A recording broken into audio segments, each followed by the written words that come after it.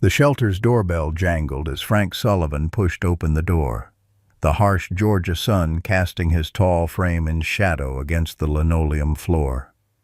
Jessica Wheeler looked up from her desk, preparing her usual spiel about puppies and adoption fees, but the words died in her throat when she saw his eyes haunted, determined, fixed on some private mission.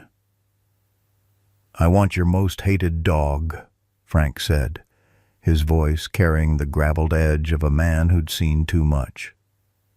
"Not the cutest, not the friendliest. The one nobody wants." Jessica's pen stopped mid-signature. "Excuse me. The dog you've given up on. The one you figure nobody's ever gonna take home."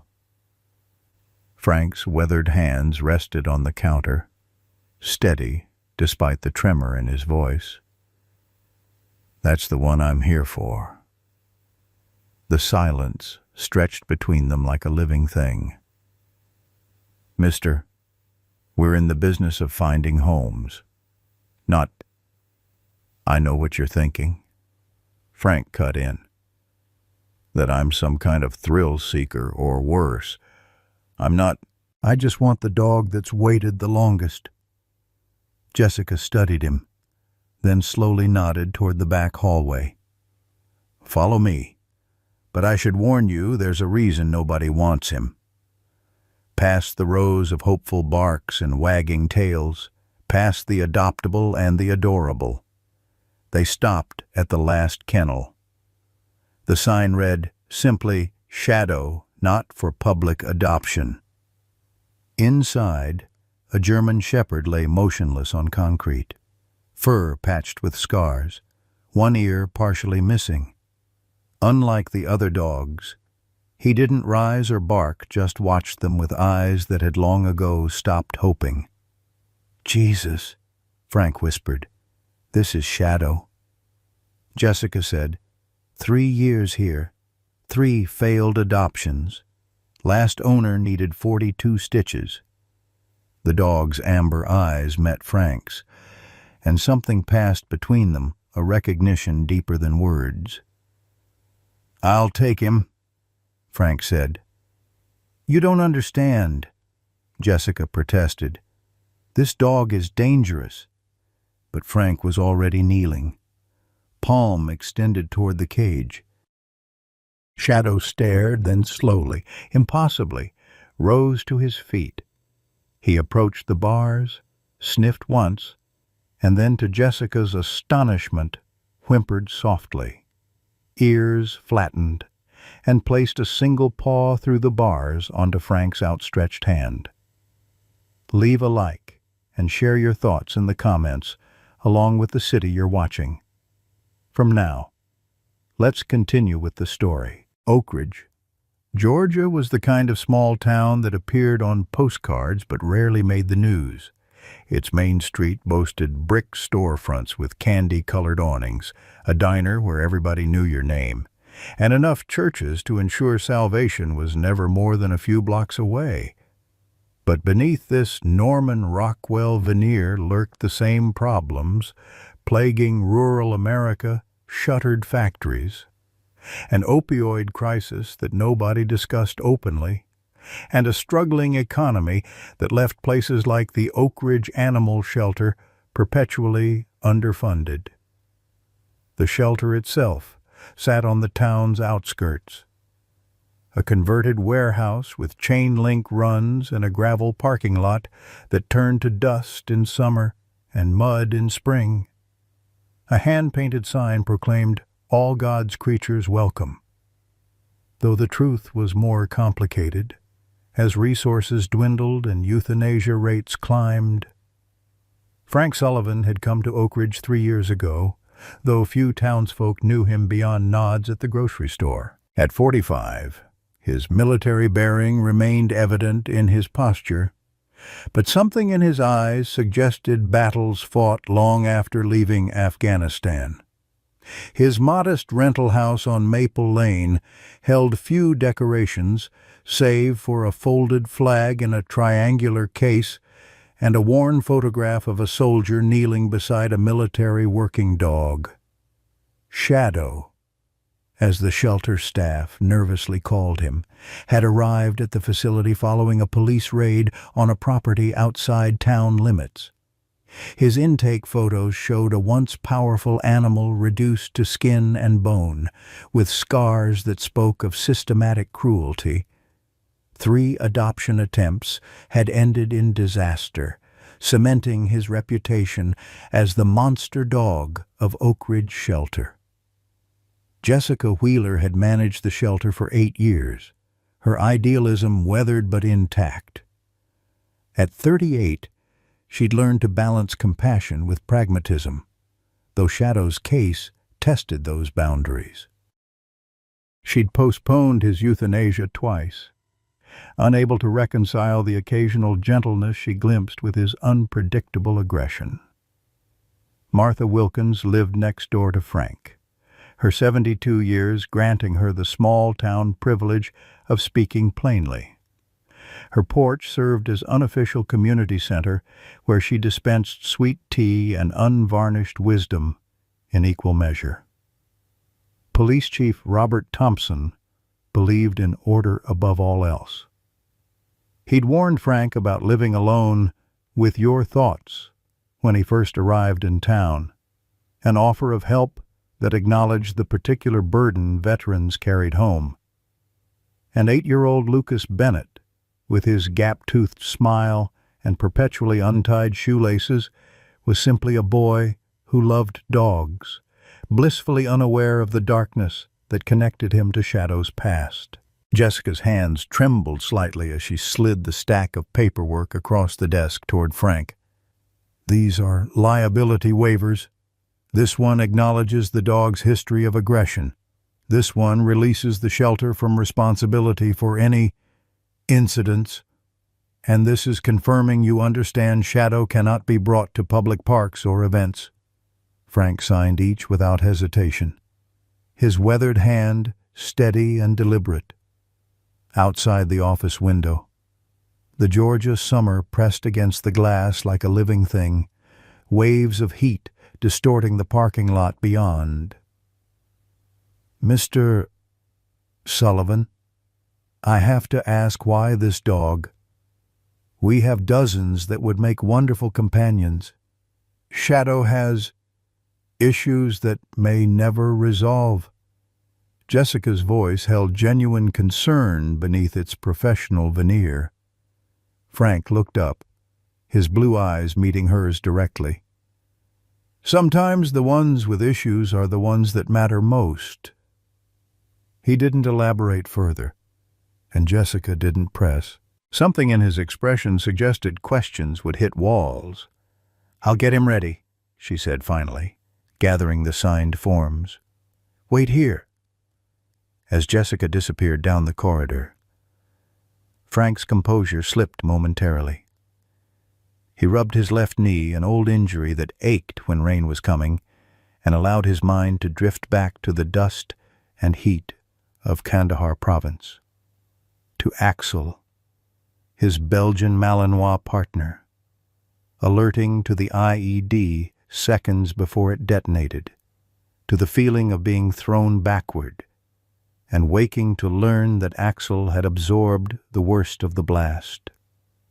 The memory came with its usual companion's guilt, grief, the phantom sensation of fur beneath his fingers. "You're making a mistake, son." The voice broke through Frank's thoughts. An elderly woman stood in the doorway, arms crossed over a floral blouse. Martha Wilkins fixed him with a gaze that had likely intimidated generations of Oak Ridge residents. "Mrs. Wilkins," Frank acknowledged with a slight nod.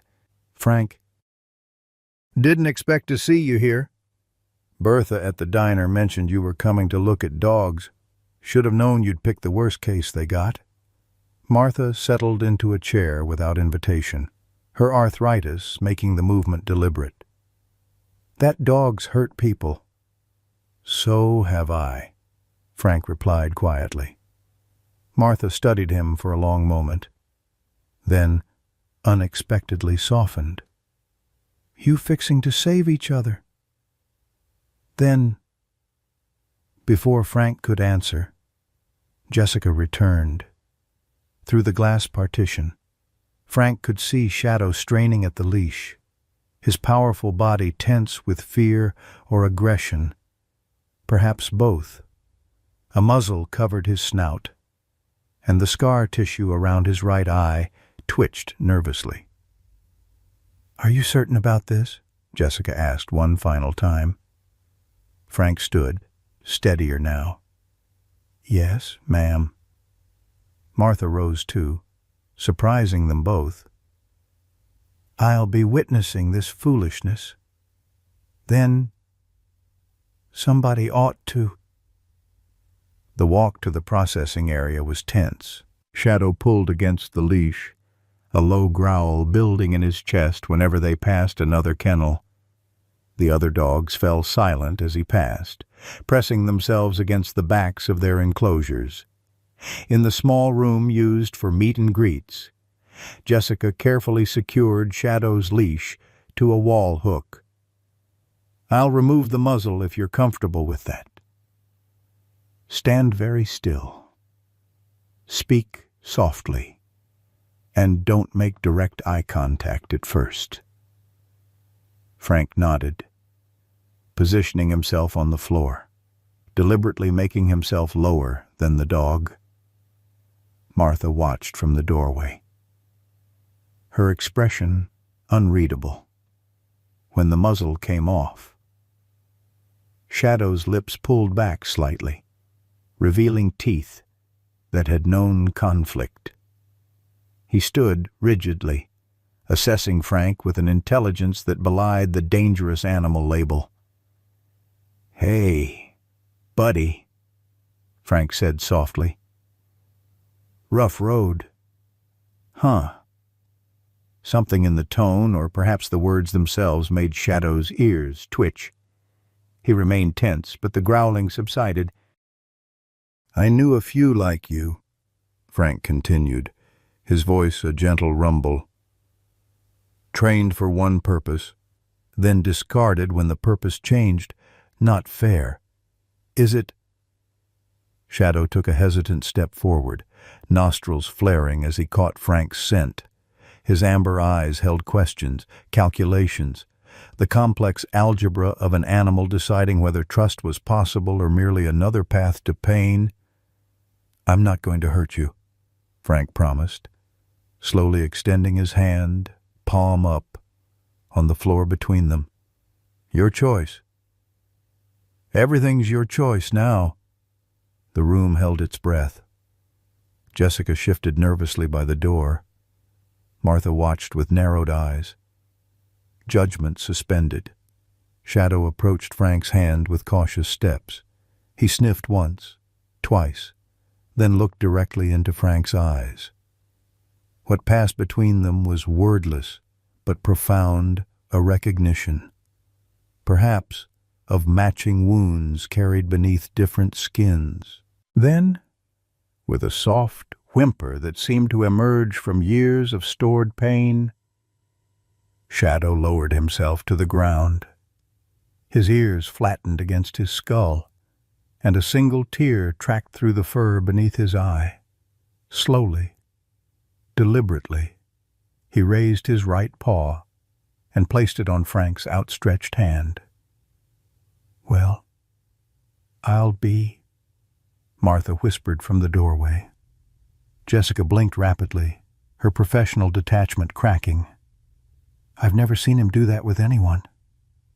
Frank remained still, accepting the weight of the paw as the covenant it was. "We'll figure it out together.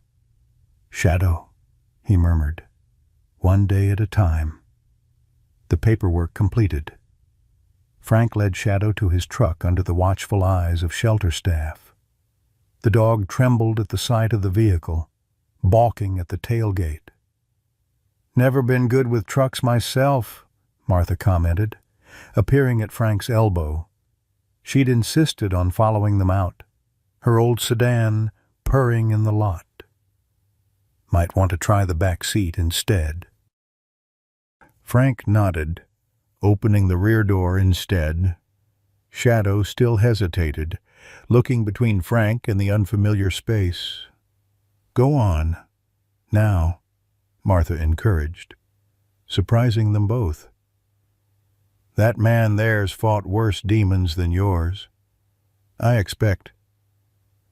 Whether it was her words or simply exhaustion. Shadow finally climbed into the back seat, immediately pressing himself against the far door, as distant as the space allowed. As Frank closed the door and turned to thank Jessica, he caught sight of Martha's expression, no longer skeptical, but thoughtful. "You coming by for coffee tomorrow?" she asked, though it sounded more like an instruction than a question. "That dog's gonna need community, same as you do." Frank nodded, suddenly grateful for the old woman's stubborn presence. "Yes, ma'am. We'll be there." As the truck pulled away from the shelter, Shadow watched through the window as the only home he'd known for 3 years receded into the distance. His future, uncertain but different, waited at the end of the drive with the man who had asked for the most unwanted dog in the shelter. Frank's modest rental house on Maple Street had never felt quite like home until the moment he guided Shadow through the front door. The German Shepherd entered cautiously, body low to the ground, nose working overtime to process the new environment. Frank stood back, giving the dog space to explore on his terms. "Place is yours to check out," he said quietly. "Nothing here's gonna hurt you." Shadow remained frozen in the entryway, amber eyes darting from corner to corner, mapping escape routes. The air conditioning hummed softly, cutting through the Georgia humidity that clung even to indoor spaces in July. Frank moved slowly to the kitchen, keeping his movements deliberate and predictable. "Got you some things," he explained, unpacking a bag from the pet store Jessica had recommended, a memory foam bed, stainless steel bowls, grain-free kibble that cost more per pound than Frank's own groceries. He arranged the items in the corner of the living room, creating a space that was distinctly Shadow's. That first night, Shadow refused to approach the bed, instead wedging himself behind the couch where he could watch both Frank and the front door. He wouldn't touch the kibble while Frank watched, wouldn't drink water until the house fell silent. Frank pretended not to notice, settling into his recliner with a paperback military history, occasionally reading passages aloud as if the dog were any other roommate. By morning, the food was gone, and Shadow had moved to a spot under the dining table, still defensive, but close enough to observe Frank making coffee. Progress, of a sort. The pattern continued through the first week. Shadow existed in Frank's periphery, never letting down his guard but gradually expanding his territory within the house. He wouldn't come when called, wouldn't accept treats from Frank's hand, and startled violently at sudden movements or sounds from the street. On the 5th day, while Shadow dozed fitfully in a patch of sunlight, Frank noticed something he'd missed before a series of small, circular scars partially hidden by fur along the dog's flank. Cigarette burns, unmistakable in their deliberate cruelty. Frank's jaw tightened, a cold anger settling in his chest. He'd seen enough combat to recognize torture when he encountered it. "Who did this to you, boy?" he murmured, not expecting an answer.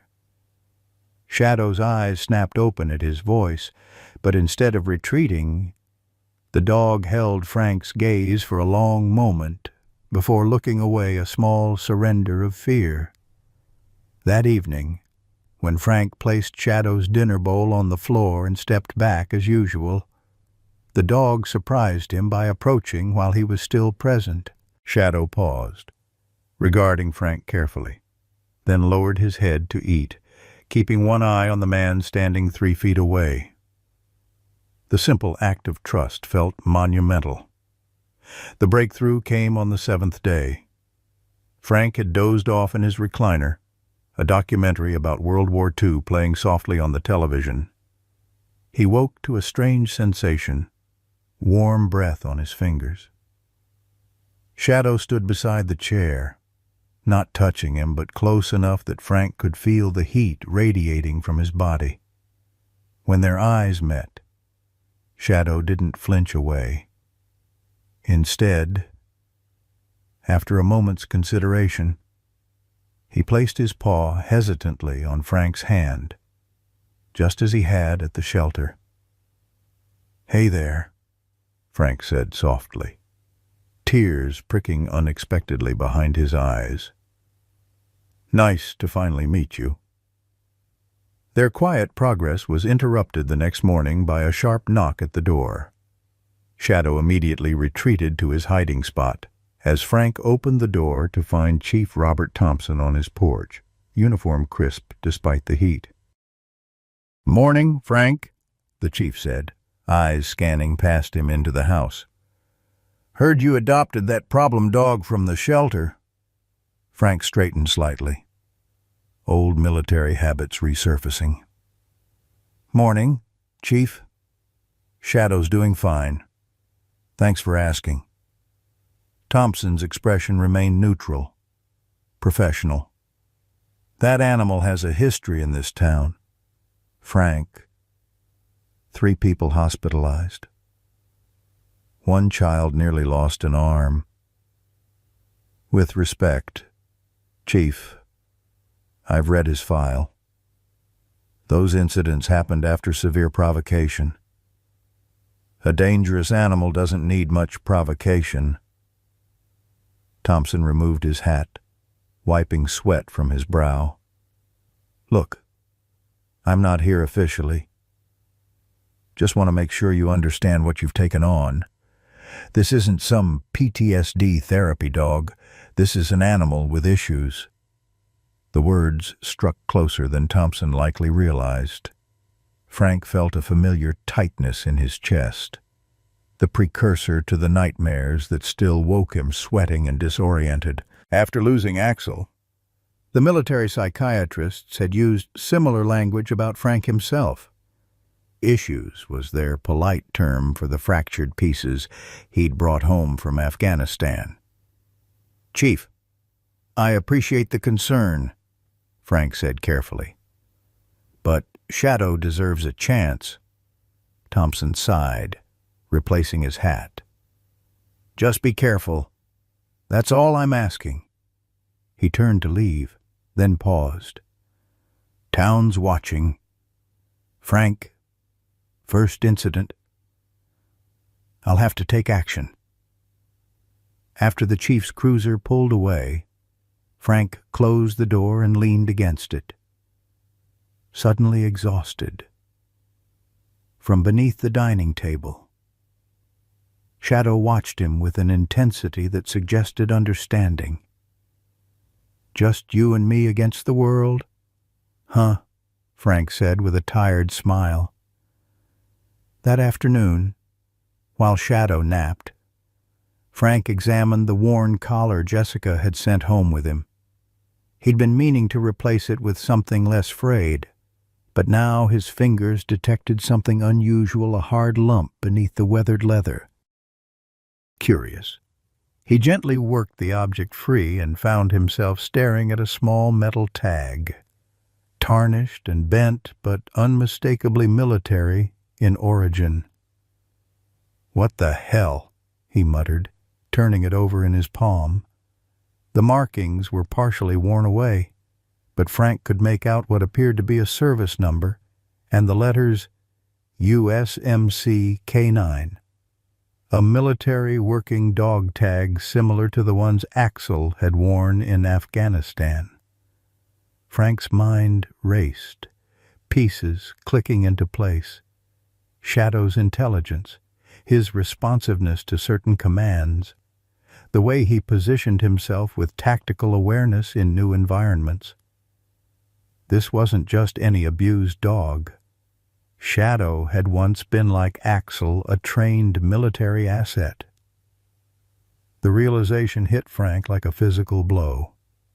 How had a Marine Corps dog ended up abandoned, abused? And eventually, in a small-town shelter, Frank's phone buzzed with a text from Martha. "Bringing over meatloaf. Dog probably hungry for real food. 6 p.m. He smiled despite himself at the old woman's presumption, then froze as his eyes caught a name partially visible on the tag. Handler Lieutenant M. Ben. The rest was worn away, but Frank's blood ran cold. He knew only one Lieutenant M in the K-9 training program, Michael Bennett, his former colleague and friend from Handler School, who had left the service under murky circumstances after allegations of excessive force in training methods, the same Michael Bennett who now lived in Oak Ridge with his son, Lucas. Shadow had emerged from his nap and stood watching Frank, head tilted as if sensing his distress. For the first time, the dog approached unprompted, pressing his body against Frank's leg in a gesture unmistakably meant to comfort. "You've got secrets, don't you, boy?" Frank whispered, gently running his hand along Shadow's scarred back. "Don't worry, so do I." Outside, the afternoon sun cast long shadows across the yard as Frank sat on his porch steps, turning the tag over and over in his hand. Shadow settled beside him, closer than he'd ever voluntarily been, watching the quiet street with alert eyes that held more history than anyone had suspected. 3 months passed in a rhythm of small victories and occasional setbacks. July's oppressive heat gave way to August thunderstorms that left Shadow trembling under Frank's bed. Then to September's gentler warmth that allowed longer walks through the quiet streets of Oak Ridge. Frank marked their progress not in grand transformations but in quiet moments, the first time Shadow wagged his tail at the sight of him returning home, the night the dog chose to sleep at the foot of Frank's bed rather than guarding the door. The morning Frank dropped a pan in the kitchen and Shadow startled, but didn't flee. Frank kept a journal detailing Shadow's rehabilitation. Partly from habit, military life had instilled in him the discipline of documentation, and partly because Jessica had requested updates. Training log, he called it, though healing log might have been more accurate for them both. Day 37. Shadow approached neighbor's child today. No growling, a loud brief pat on the head before retreating. Progress. Day 49. Night terrors again. Woke shouting instead of hiding. S came to bedside, pressed against my leg until breathing normalized. First time he's approached during episode. Day 62. S alerted to delivery person before doorbell.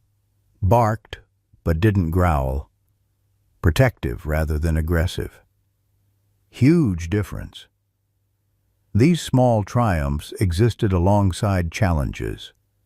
Shadow still cowered when strange men approached too quickly. He still bared his teeth at the sight of certain objects' chains, metal pipes. Once, at a baseball bat a child carried down the street, and he refused to set foot in Frank's garage. A mystery Frank hadn't yet solved. Martha Wilkins became an unexpected ally in Shadow's rehabilitation. The elderly woman appeared on Frank's porch regularly, always with some transparent excuse. "Just had extra pot roast," or "These biscuits won't keep," and always with a small treat for Shadow carefully tucked in her pocket. "That dog's coming along?" she observed one evening as they sat on Frank's porch swing. Shadow lay at their feet, more relaxed than he'd been in public spaces before. Still got them wary eyes, but he's carrying his tail higher. Progress is slow, Frank admitted, watching a neighborhood kid ride past on a bicycle. Shadow tracked the movement but remained calm. Healing ain't never been a sprint, boy. Martha's weathered hand smoothed her dress over her knees. My Harold came back from Vietnam jumping at backfiring cars for 15 years, but he got better, inch by inch. Frank glanced at her, surprised by the personal revelation. Martha rarely spoke of her late husband.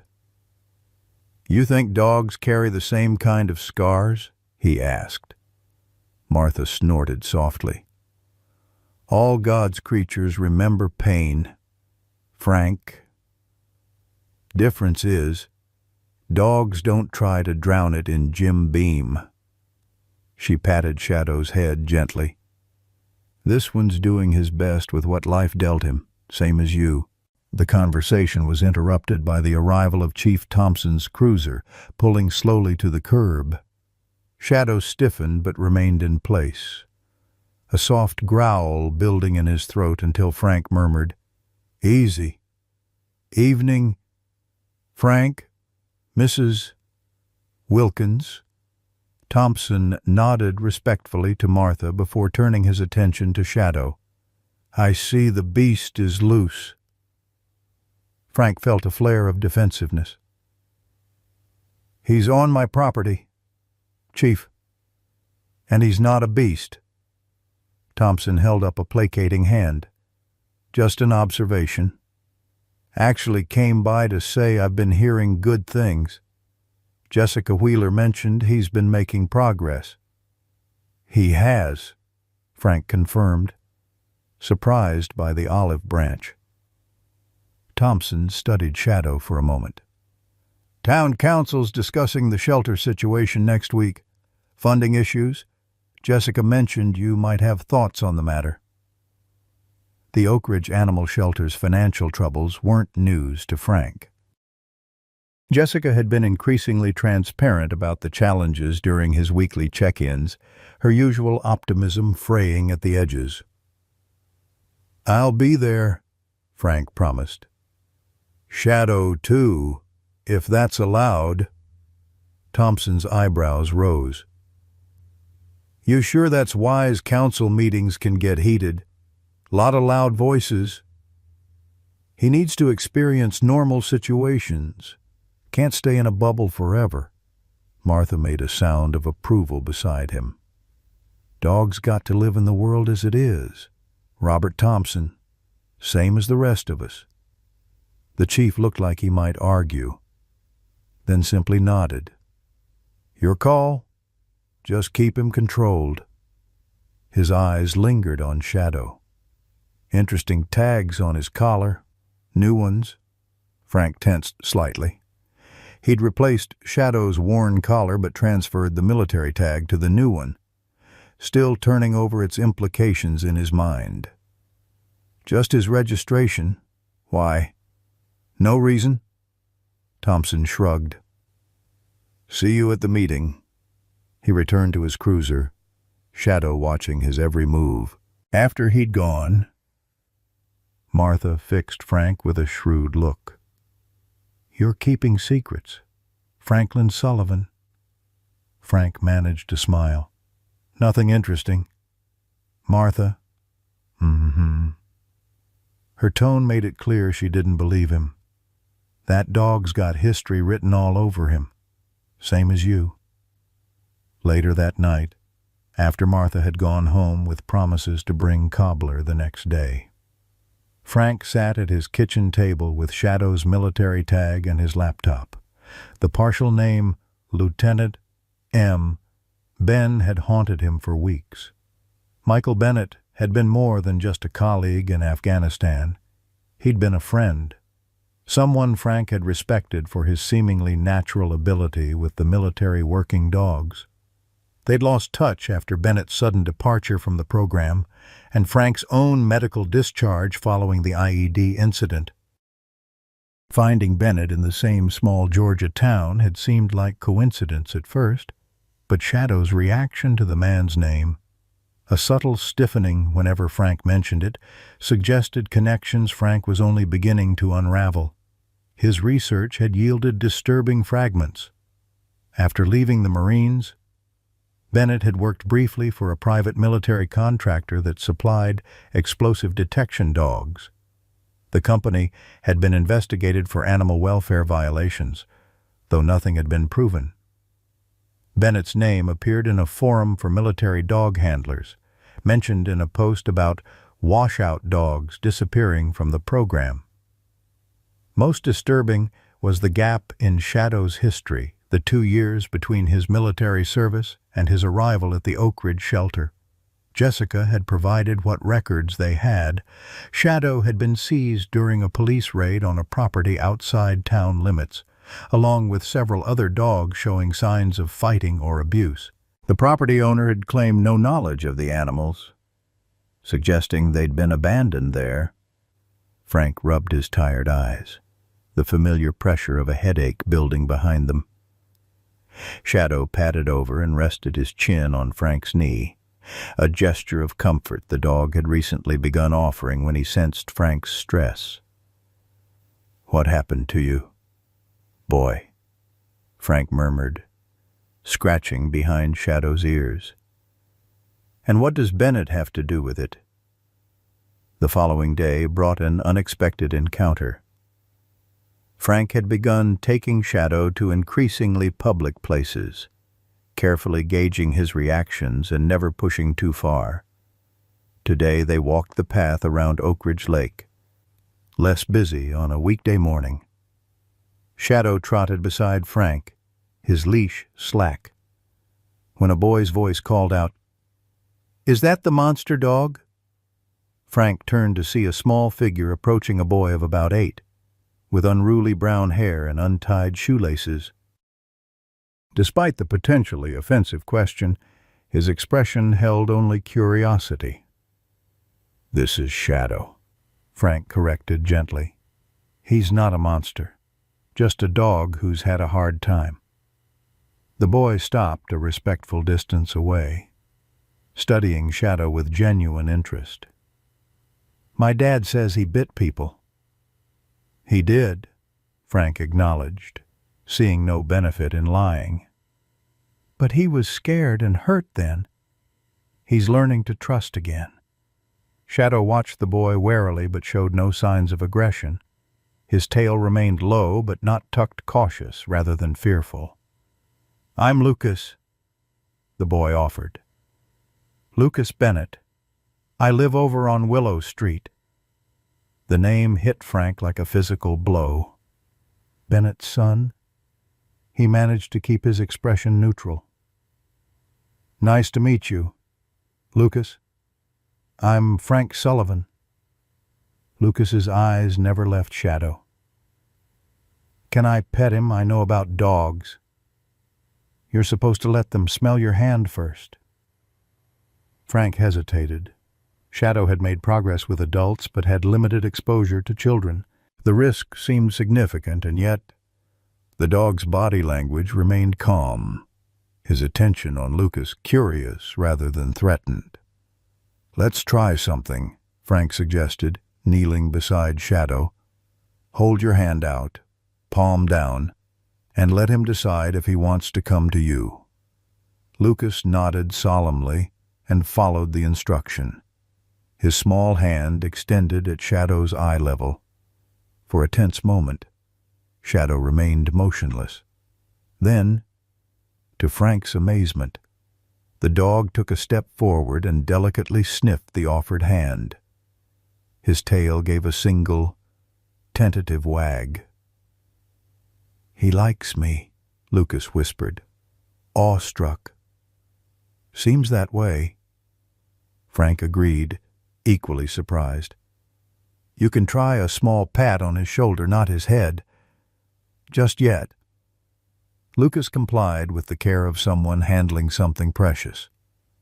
Shadow permitted the touch, then took a step back.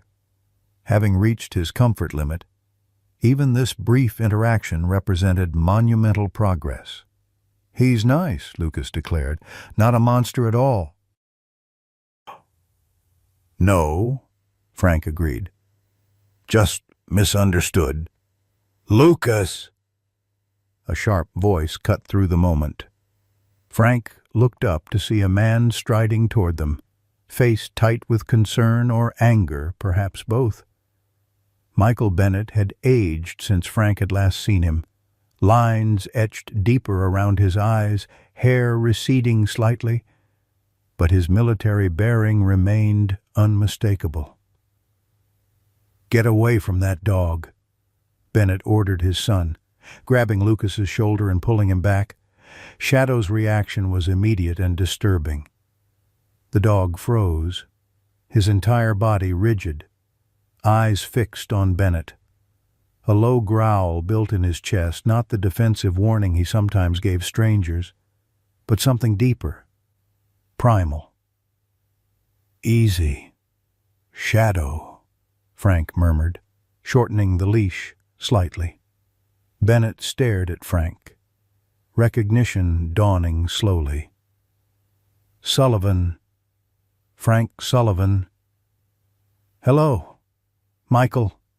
Frank kept his voice neutral, all too aware of Shadow's tension vibrating through the leash. "Been a long time."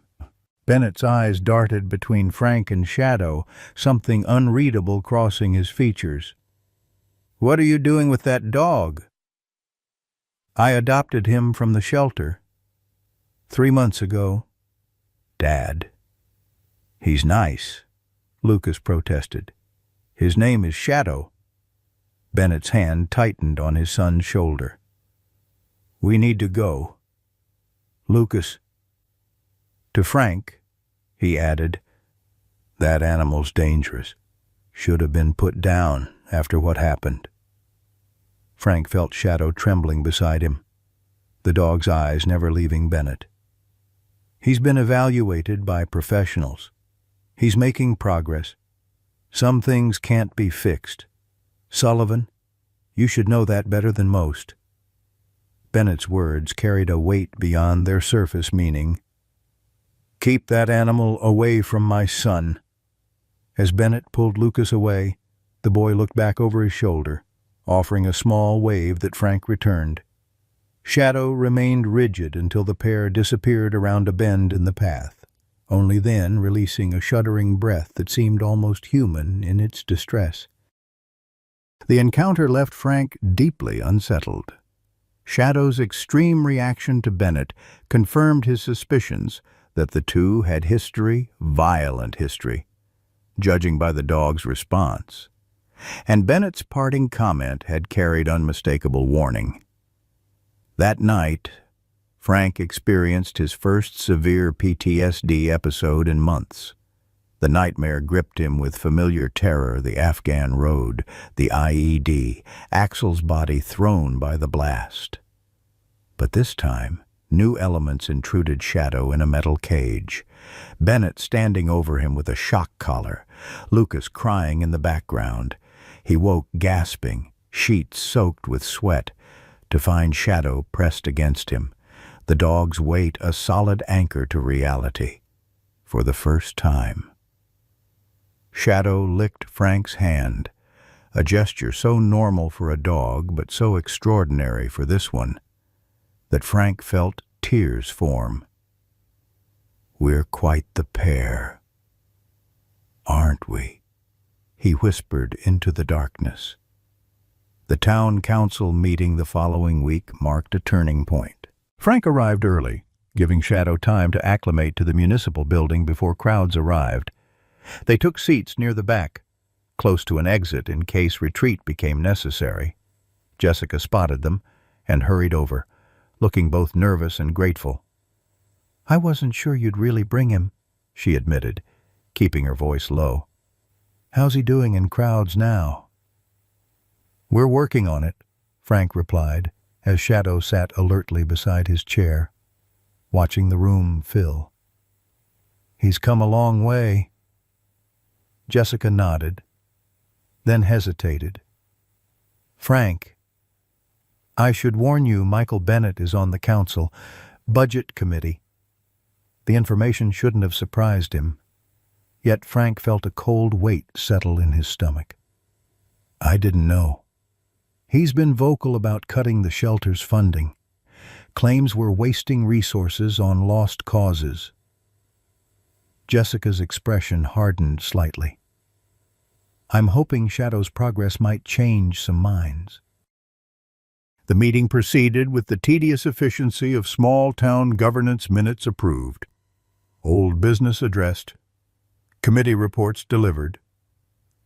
Shadow remained surprisingly calm beside Frank, occasionally scanning the room but showing none of the anxiety Frank had feared. Several council members glanced their way, but no one objected to the dog's presence. When the shelter's funding came up for discussion, Bennett took the floor, his presentation coolly professional. "The Oak Ridge Animal Shelter currently consumes 8% of our community resources budget. Their adoption rates are below state average, and their rehabilitation costs for aggressive animals are particularly concerning." From her seat near the front, Jessica stiffened visibly. "I'm proposing a 30% reduction in their annual allocation," Bennett continued, "with the recommendation that they focus resources on adoptable animals rather than rehabilitation cases with minimal chances of successful placement." The council chamber filled with murmurs, some supportive, others clearly opposed. Frank felt a familiar anger building, the kind he'd worked hard to control since returning from Afghanistan. "Any public comment on this matter?" the council chair asked. Before Frank could rise, Martha Wilkins was on her feet, commanding the room despite her diminutive stature. "I'd like to speak to this foolishness," she announced, ignoring the chair's wince at her characterization. "Mrs. Wilkins, you have the floor. 3 minutes. Please." Martha made her way to the podium with deliberate steps. "I've lived in Oak Ridge for 72 years, which means I've watched most of you grow up, including you, Michael Bennett." She fixed Bennett with a stern look that made him shift uncomfortably. "And I know the difference between economics and excuses," she gestured toward Frank and Shadow. "That dog there was what you'd call a lost cause. Dangerous. They said unadoptable. But look at him now, sitting there calm as can be in a room full of strangers, because someone took the time to see him as worth saving." The room had fallen silent, all eyes on Shadow, who remained settled beside Frank's chair. "This town's always found money for what it values," Martha continued. "We found it for that ridiculous welcome sign Councilman Peters wanted. Found it for the fireworks display that scared half the county's dogs into next Tuesday. Seems to me we can find it for creatures that depend on our mercy." When Martha finished and returned to her seat, several other residents spoke in support of the shelter. Frank finally rose, Shadow at his side, and approached the podium. The dog moved with him confidently, showing none of the fear that had once defined him. "My name is Frank Sullivan," he began, acutely aware of Bennett's cold stare. 3 months ago, I adopted Shadow from the Oak Ridge shelter. I specifically asked for their most difficult case." Frank detailed Shadow's progress without minimizing the challenges. He explained the dog's military background, though he carefully avoided mentioning any connection to Bennett, whose face had gone rigid at the reference. "This dog was trained to serve his country," Frank concluded. "Then something went very wrong in his life. The shelter gave him a second chance when everyone else had given up. I'm asking you to make sure other animals get that same chance." As they returned to their seats, a small commotion at the chamber entrance caught Frank's attention. Lucas Bennett slipped into the room, clearly having arrived alone, against his father's wishes. The boy gave Frank a small wave, his eyes bright with interest as they landed on Shadow. Bennett noticed his son's arrival and frowned, motioning for Lucas to leave. Instead, the boy made his way toward Frank and Shadow, ignoring his father's increasingly agitated gestures. "Can I sit with you and Shadow?" Lucas whispered, reaching Frank's row. "Dad never lets me have a dog." The simple statement carried implications that sent a chill through Frank. Before he could respond, Bennett was on his feet, striding toward them with barely contained anger. "Lucas, I told you to stay with Mrs. Cooper," he hissed, grabbing for his son's arm. Shadow's reaction was immediate. He moved between Lucas and Bennett, not growling but positioned protectively, his eyes fixed on Bennett's hands. The room fell silent, the tension palpable. "Shadow, easy," Frank said quietly, placing a calming hand on the dog's back. To everyone's surprise, Shadow obeyed instantly, though he remained watchful. The dog's disciplined response, clearly demonstrating his training, made an impression on the council members, several of whom exchanged meaningful glances. "Your dog seems to have an issue with me, Sullivan," Bennett said tightly. Frank met his gaze steadily. "Shadow has issues with certain behaviors, not people." The loaded statement hung in the air between them.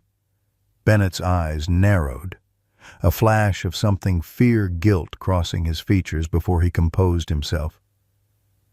"Lucas, we're leaving. Now." His tone left no room for argument. As Bennett led his reluctant son from the chamber, Shadow watched them go, his posture gradually relaxing once they were out of sight. The council chair, visibly uncomfortable with the tension, called for a vote on the shelter funding. To Jessica's visible relief, the proposed cuts were rejected 5-2, with Bennett and one ally in the minority. After the meeting, as attendees filtered out into the warm evening, Jessica approached Frank, her eyes bright with unshed tears of relief. "Thank you," she said simply. "Both of you." Martha joined them, her expression thoughtful as she watched Bennett's car pull away from the municipal building, Lucas's small face visible in the passenger window. "That man's got shadows that make your dog look positively sunny," she observed. "And that boy of his?" She shook her head slightly. "Reminds me of someone else who needed saving." Frank followed her gaze, a growing unease settling in his chest. Shadow stood beside him, watching the departing car with an intensity that spoke of unfinished business. The dog's journey from feared outcast to advocate had been remarkable, but Frank sensed they were approaching a crossroads that would test them both in ways they hadn't yet imagined.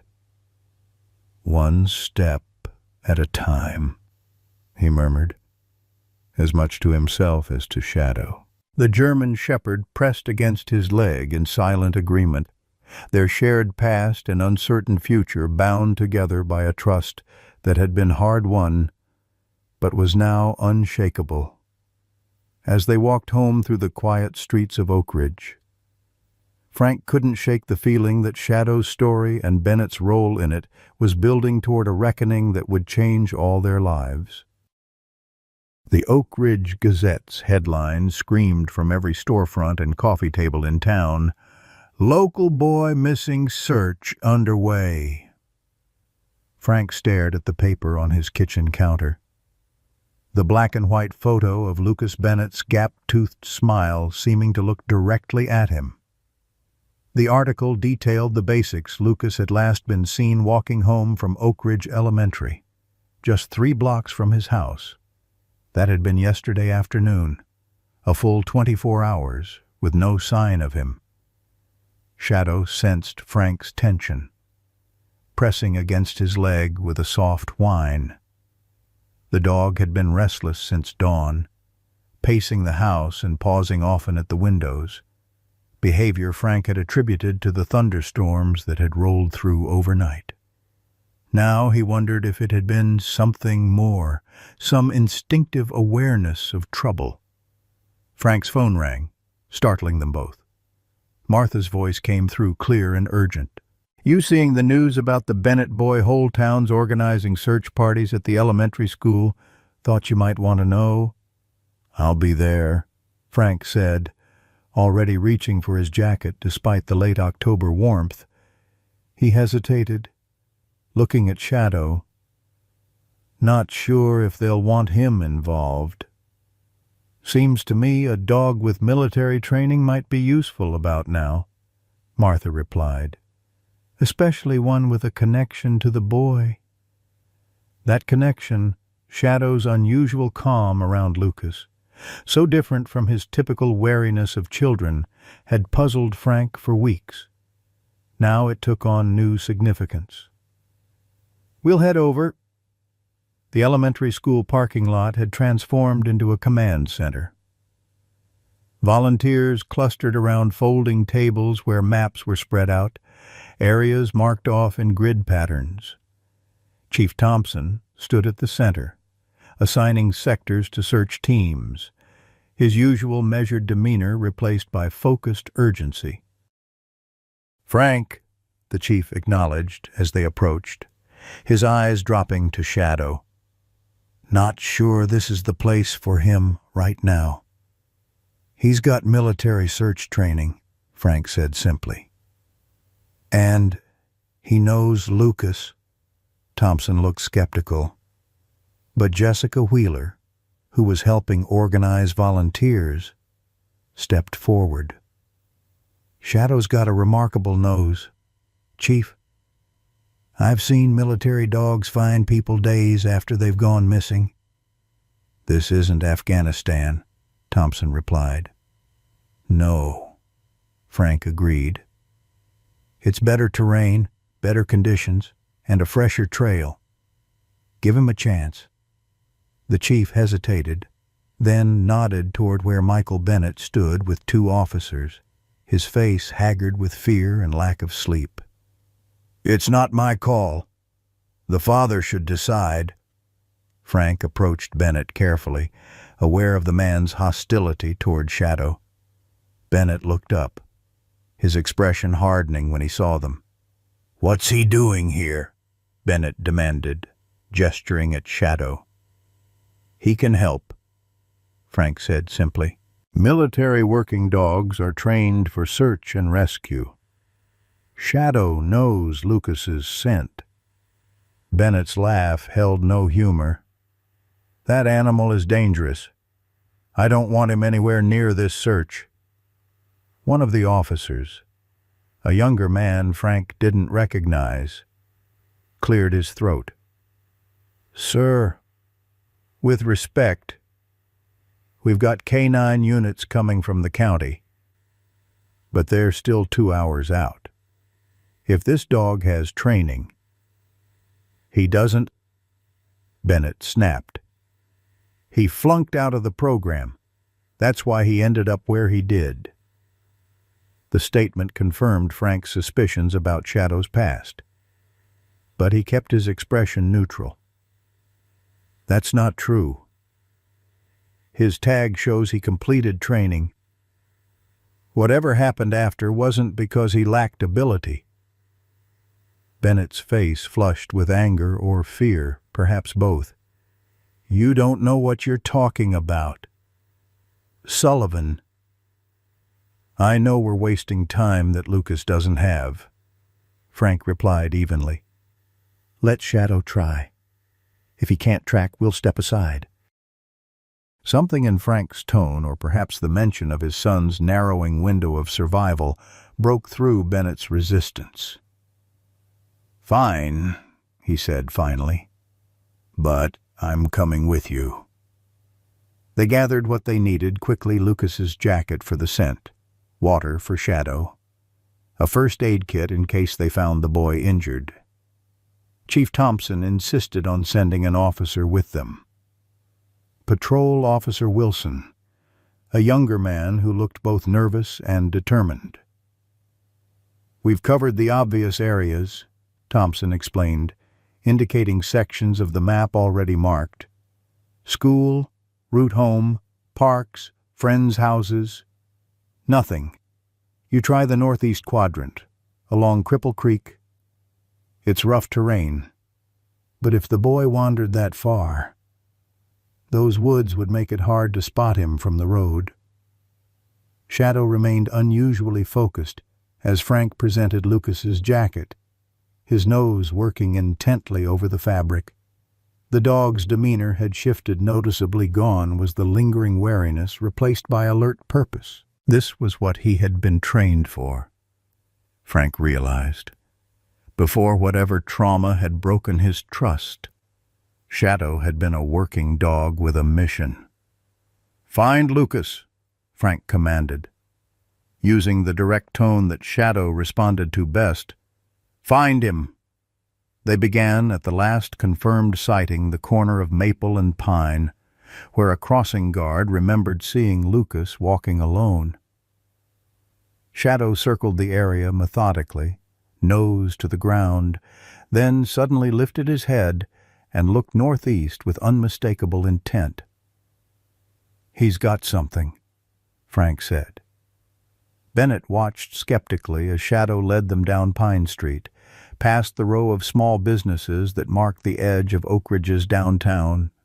The dog moved with growing confidence, pausing occasionally to reconfirm the scent before proceeding. At the intersection with Riverdale Drive, Shadow hesitated for the first time, casting back and forth as if momentarily losing the trail. Frank gave him space to work, recognizing the dog's process from his military training. After a moment, Shadow regained the scent, but now he pulled them away from the road, toward an overgrown path that led to Cripple Creek. Lucas knows he's not allowed near the creek, Bennett said, frowning. Especially after all the rain we've had. Officer Wilson keyed his radio. Wilson to base. Shadow's leading us toward Cripple Creek via the old footpath off Riverdale. Request backup to spread out along the creek banks. As they followed the increasingly muddy trail, Frank noticed Shadow's behavior changing subtly.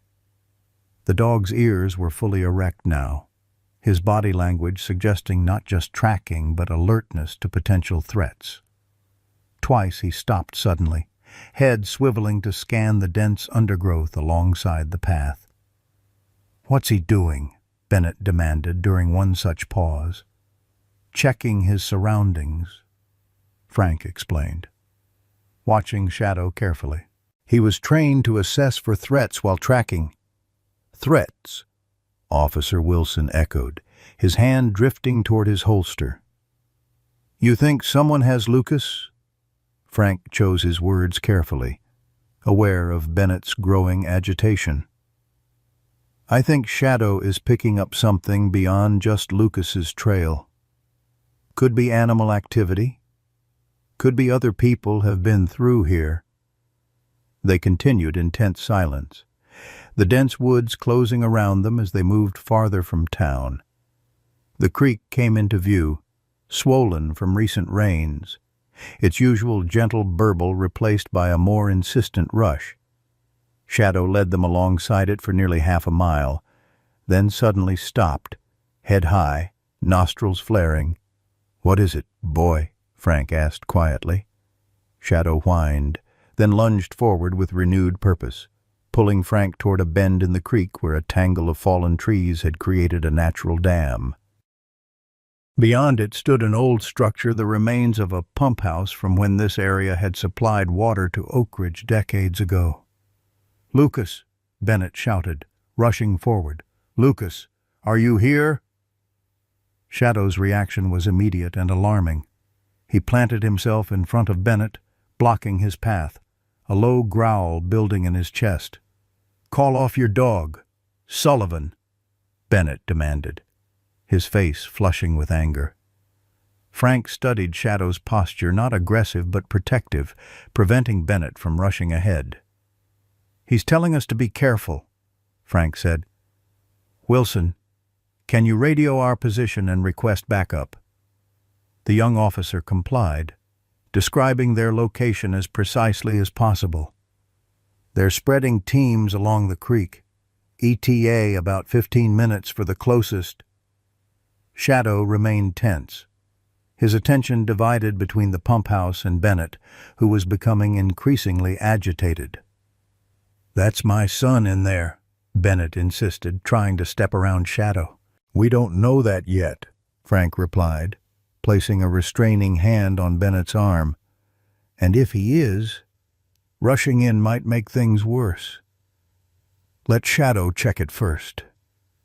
Before Bennett could argue further, a sound froze them all in place, a child's faint cry, barely audible over the rush of the creek. Shadow's ears pricked forward, his body quivering with focused energy. "Lucas!" Bennett shouted again, breaking free from Frank's grip. Shadow darted ahead, reaching the pump house door seconds before Bennett.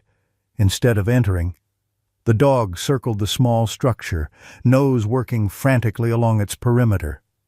He stopped at a partially collapsed section of wall, pawing at the ground and whining with urgency.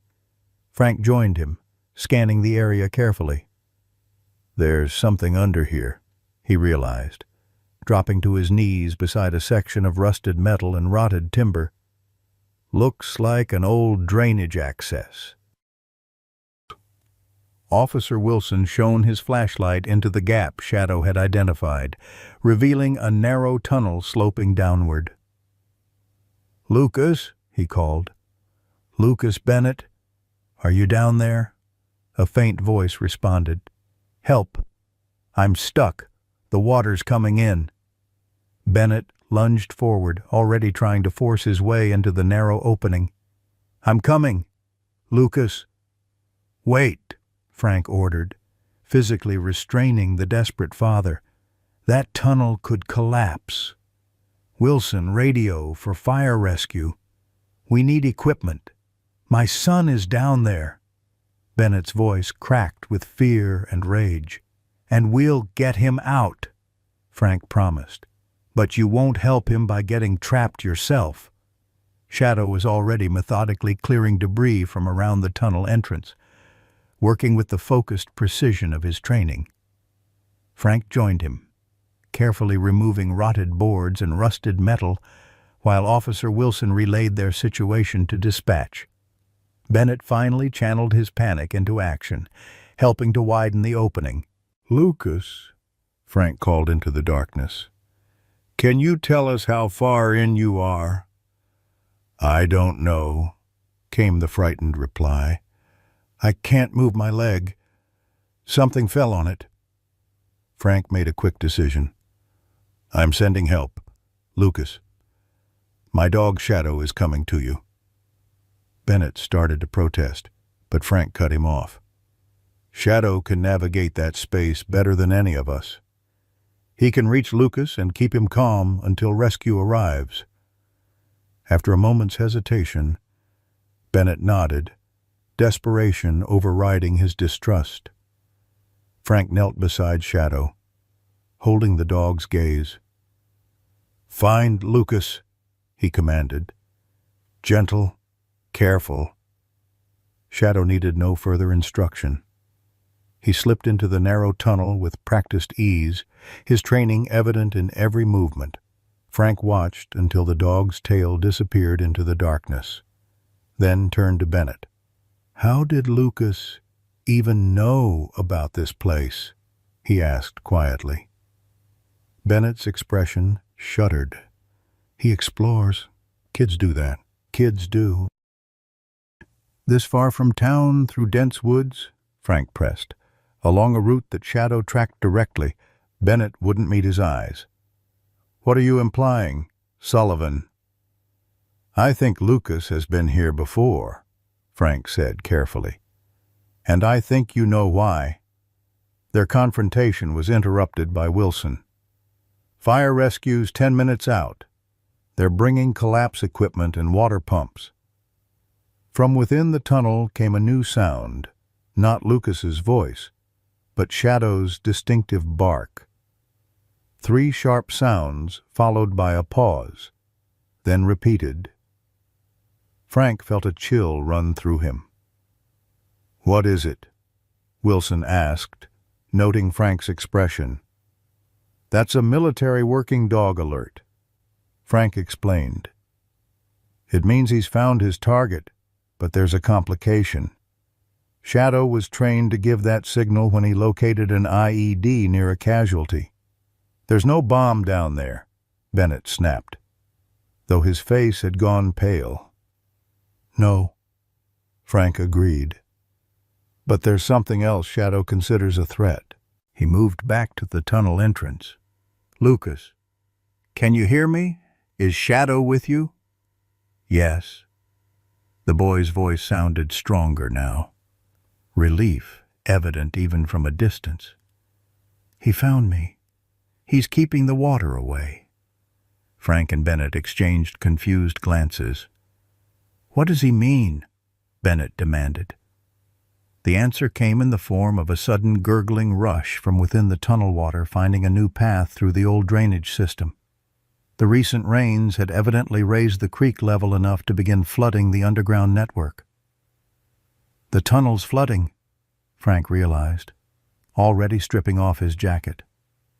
We can't wait for rescue.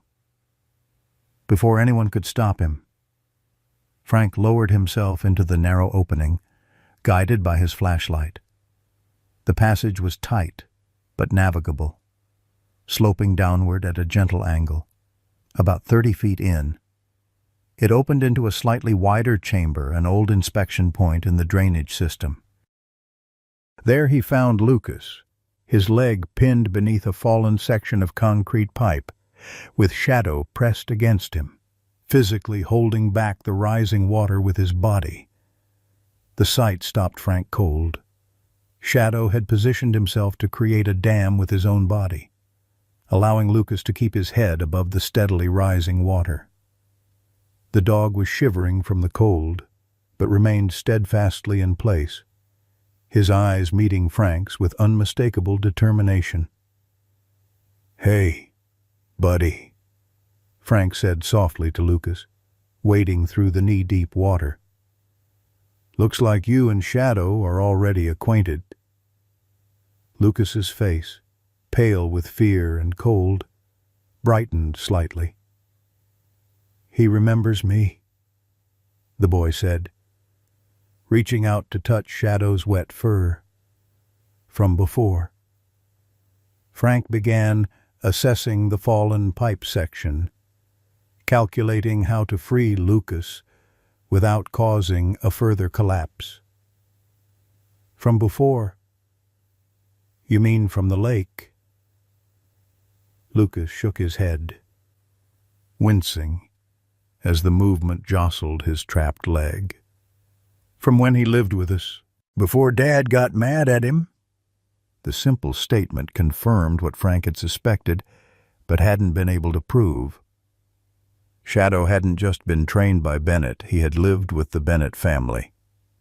The dog's unusual comfort with Lucas, his extreme reaction to Bennett, suddenly made perfect sense. Your dad never told me Shadow was your dog, Frank said carefully, working to shift the debris without further injuring Lucas.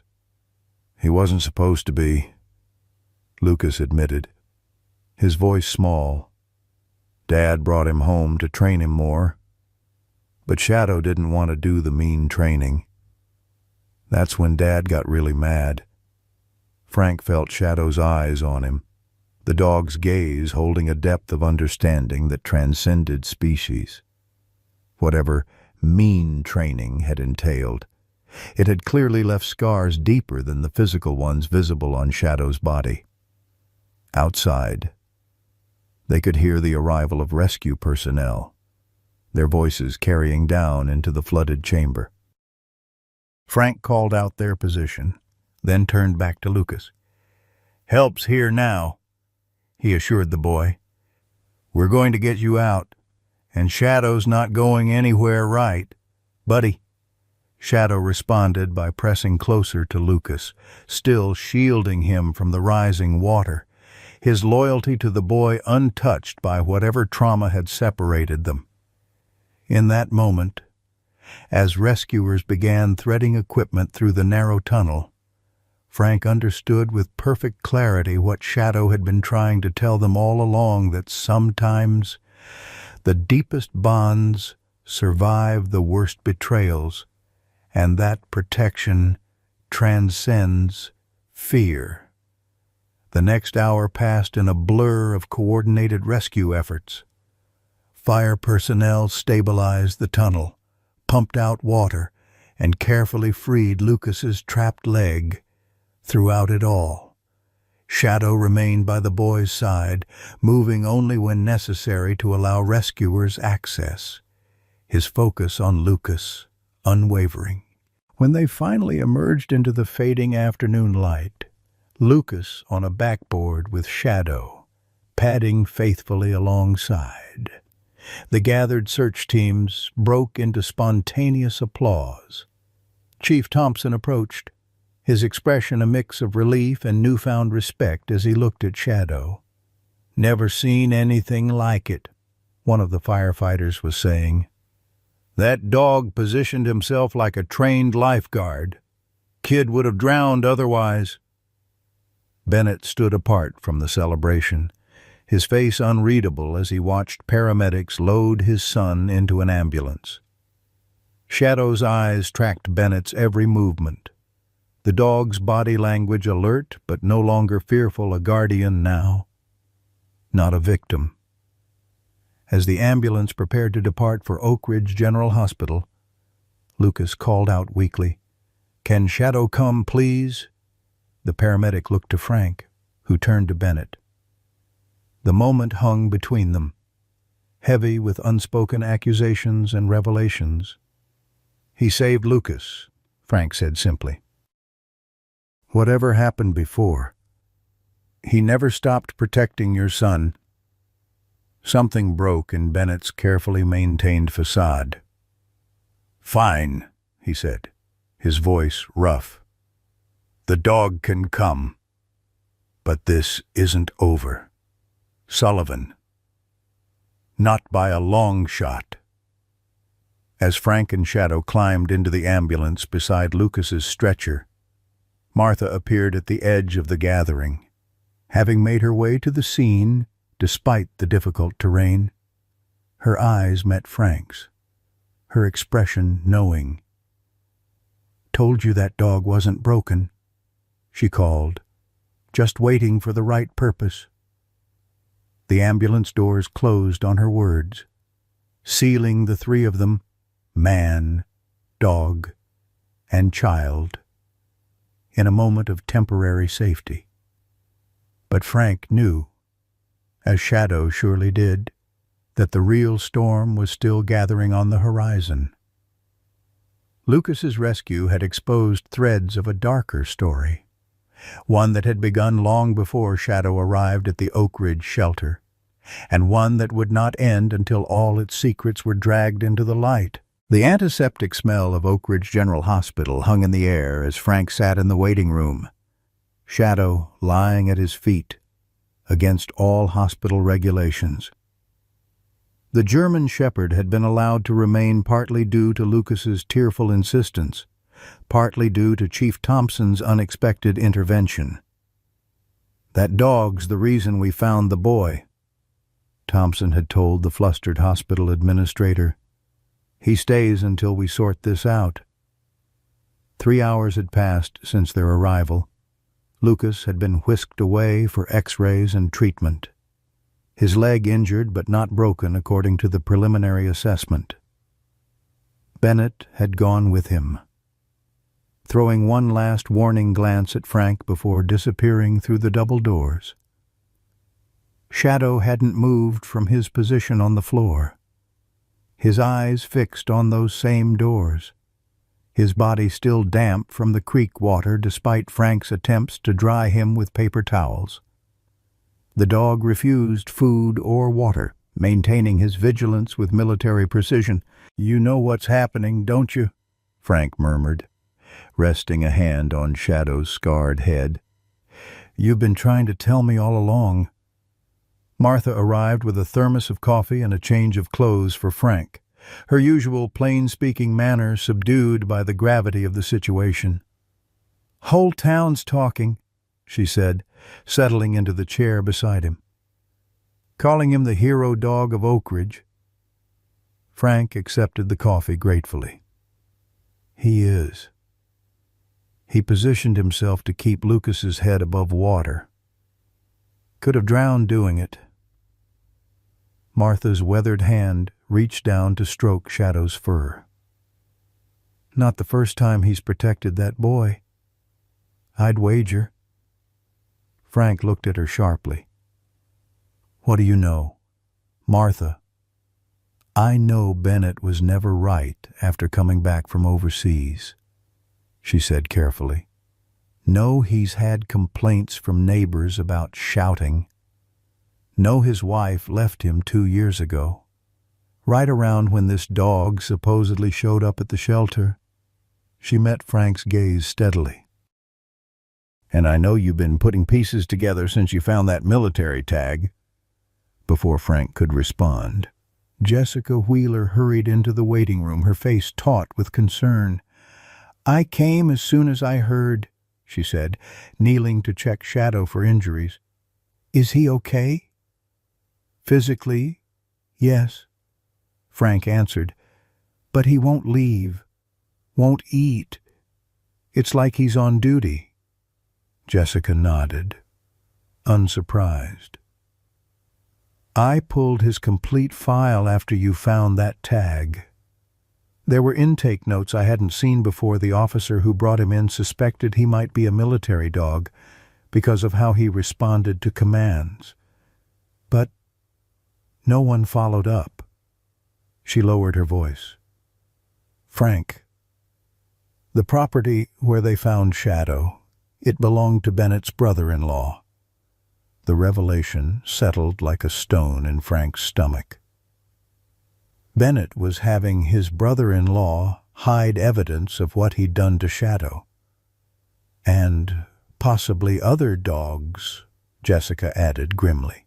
"There were 3 others found that day, all in terrible condition. 2 didn't make it." Shadow's ears pricked up as the treatment area doors swung open. Chief Thompson emerged, his expression grim as he approached their small group. "Sullivan," he acknowledged. "Mrs. Wilkins? Ms. Wheeler?" He glanced down at Shadow, who had risen to a sitting position, alert but calm. "The boy's going to be okay. Severe contusion and mild hypothermia, but no lasting damage." "Thank God," Martha murmured. "He's been talking," Thompson continued, his voice carefully neutral, telling quite a story about his father and certain training activities involving dogs. Frank felt Shadow press against his leg, a gesture that had become the dog's way of offering support. "What kind of activities?" Thompson glanced around the waiting room, then gestured toward a more private corner. Once they were relatively isolated, he continued in a lower voice. "You'd in. Lucas says Bennett was training dogs for private security firms after leaving the military. Says his methods were extreme. According to the boy, Shadow was their household dog for several months until he bit Bennett during a training session. He was protecting Lucas, Frank guessed, the pieces falling into terrible alignment. Thompson nodded grimly. That's what the boy says. Claims Shadow intervened when Bennett was using excessive force with another dog in Lucas's presence. After that, Shadow disappeared. Bennett told Lucas the dog had been sent to a special facility. Jessica made a small, distressed sound. Instead, he was dumped at his brother-in-law's property to die. We don't know that for certain, Thompson cautioned, though his expression suggested he believed it. What we do know is that Lucas has described activities that could constitute animal cruelty, potentially at a criminal level, and child endangerment, Martha added sharply. Making a child witness that kind of cruelty is abuse in itself. Thompson didn't disagree. I've contacted Child Protective Services. They're sending someone to interview Lucas once he's stabilized. He turned to Frank. Bennett is demanding to speak with you. Alone. Frank felt a cold anger settling in his chest, the kind he hadn't experienced since his darkest days after Afghanistan. Where conference room down the hall? Officer Wilson's stationed outside. Thompson's hand brushed his sidearm unconsciously. I don't have grounds to arrest Bennett yet, but I've got my suspicions. Watch yourself. Frank nodded, then knelt beside Shadow. Stay with Martha, he instructed, using the command tone that Shadow responded to best. The dog whined softly, but settled beside the elderly woman, his eyes following Frank as he walked away. The small conference room was harshly lit by fluorescent tubes, casting Bennett's face in unflattering shadows as he paced the limited space. He stopped when Frank entered, his expression a complex mixture of anger, fear, and something like desperation. You've turned my son against me, Bennett accused without preamble. Frank closed the door behind him. Lucas did that himself when he told the truth about what happened to Shadow. Bennett's laugh was brittle. You have no idea what you're talking about. That dog was dangerous, unpredictable. He attacked me during a standard training exercise. Standard, Frank repeated. Is that what you call using shock collars on the highest setting, or forcing dogs to fight each other to build aggression? Your son described some interesting training methods. Michael. Something dangerous flashed in Bennett's eyes. Kids exaggerate. Lucas never understood the necessity of what I was doing. And what exactly was that? Frank took a step closer. Because from where I'm standing, it looks like you were washing out military dogs through private channels, abusing them until they either broke or fought back, then disposing of the ones who didn't submit. Bennett's face flushed dark red. You self-righteous bastard. You have no idea what it takes to prepare dogs for the real world of private security. The military methods are too soft. They get dogs killed in actual combat situations. So you decided to create your own training program, Frank concluded, the final pieces clicking into place. Using military dogs you somehow acquired after they finished official training. That's why Shadow had tags but no record of discharge from service. I was doing important work, Bennett insisted, his voice rising. These firms need dogs that won't hesitate, that will engage threats immediately. The standard training produces dogs that wait for commands when they should be acting. Frank thought of Shadow positioning himself to hold back the rising water, protecting Lucas without hesitation or command. Seems to me the standard training worked just fine. Shadow remembered his protection duties even after everything you did to him. Bennett slammed his hand on the conference table. That dog turned on his handler. He was supposed to be put down. He wasn't protecting himself, Frank said. The truth suddenly crystal clear. He was protecting Lucas from you. That's why you really got rid of him. Not because he bit you, but because he chose your son over you. The accusation hung in the air between them. Bennett's hands clenched and unclenched at his sides, his breathing ragged. You don't know what you're talking about. I think I do, Frank replied quietly. I think Shadow recognized something in Lucas yesterday at the lake. I think he knew exactly who he was protecting in that tunnel, and I think you were afraid of what he might communicate to your son if they spent time together. Bennett's face had gone eerily calm, a stillness that Frank recognized from volatile situations in combat. You have a vivid imagination, Sullivan.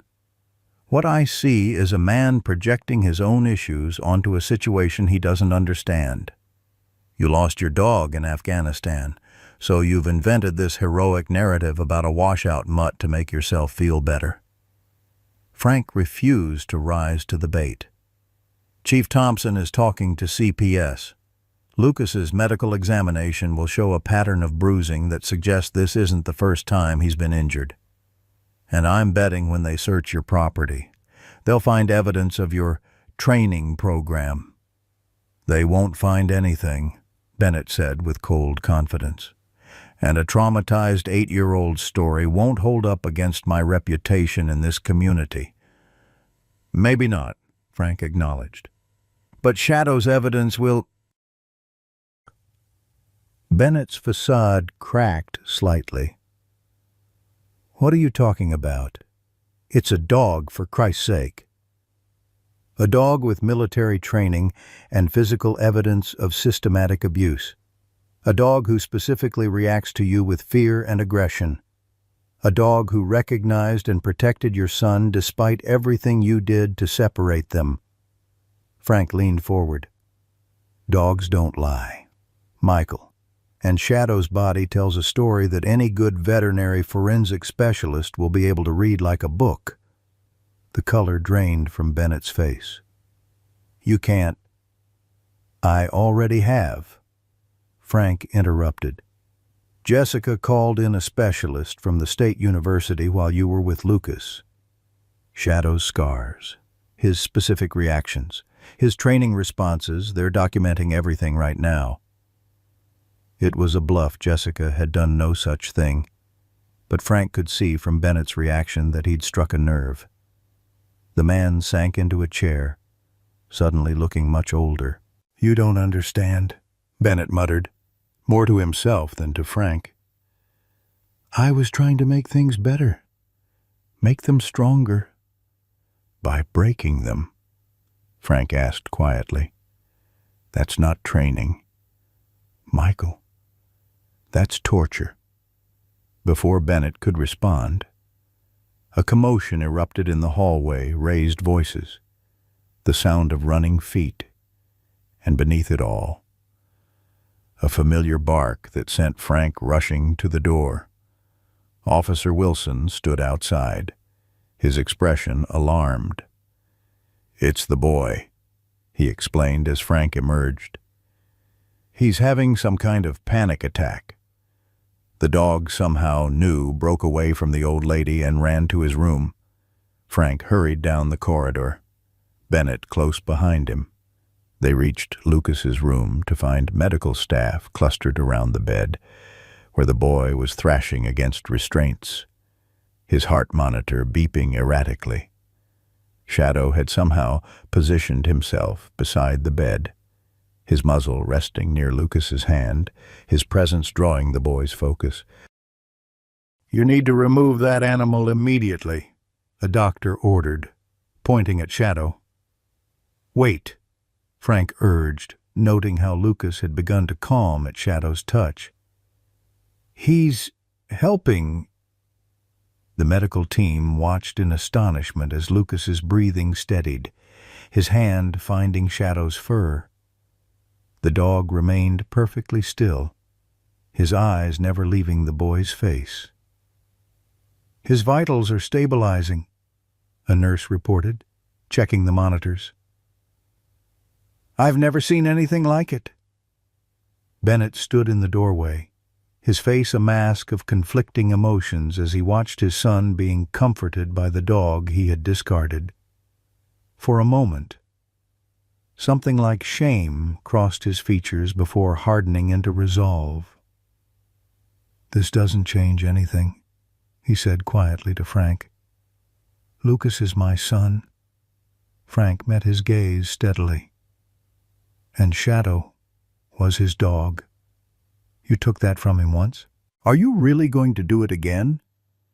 The question hung unanswered as a woman in a tailored suit appeared behind Bennett, her ID badge identifying her as Child Protective Services. Her eyes took in the scene: the boy, the dog, the father standing apart, and Frank knew with certainty that Shadow's journey had reached a critical turning point, one that would determine not just his future but Lucas's as well. 3 days after Lucas's rescue, Oak Ridge was gripped by developments that transformed what had begun as a heartwarming story of a heroic dog into something far darker. The Oak Ridge Gazette ran a front-page headline that sent shockwaves through the small community: "Local businessman under investigation, allegations of animal cruelty and child endangerment." Frank sat at his kitchen table reading the article, which carefully avoided naming Bennett directly but contained enough details that everyone in town would know exactly who was involved. Shadow lay at his feet, more relaxed than Frank had ever seen him, as if a great weight had been lifted from the dog's powerful shoulders. The phone rang, Martha's voice coming through without preamble when Frank answered. "You seen the paper towns buzzing like a hornet's nest?" "I've seen it," Frank confirmed, watching Shadow's ears prick up at Martha's familiar voice on the speaker. "CPS took temporary custody of the boy," Martha continued. "He's staying with his mother's sister over in Hartwell for now. Heard they're letting him have regular visits with that dog of yours." This was news to Frank. "Where'd you hear that?"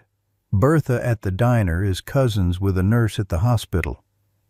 Said they're calling it therapeutic animal interaction or some such. Apparently, the boy's been having nightmares something fierce unless that dog's around." Frank glanced at Shadow, who had lifted his head at the mention of Lucas, his intelligent eyes following the conversation with uncanny awareness. "Nobody's contacted me about visits." "Well, they will," Martha said with certainty. "Meanwhile, you might want to turn on Channel 6. They're doing a special report at noon, something about a bigger investigation." Frank thanked her and hung up, reaching for the remote. Shadow moved to sit beside him on the couch as the television flickered to life, showing a serious-faced reporter standing outside the Oak Ridge Police Department. Channel 6 has learned exclusively that what began as a local investigation into animal cruelty has expanded to include federal authorities, the reporter was saying. "Sources close to the investigation tell us that evidence seized from a property outside Oak Ridge has led to the discovery of what appears to be an illegal dog training operation with connections to private military contractors working overseas." The report continued, explaining in careful terms how military-trained dogs had allegedly been diverted into private hands and subjected to abusive training methods designed to increase aggression. No names were mentioned, but footage showed police tape surrounding a rural property that Frank recognized as belonging to Bennett's brother-in-law. A knock at the door interrupted the broadcast. Frank opened it to find Chief Thompson standing on his porch, his expression grave. "Mind if I come in?"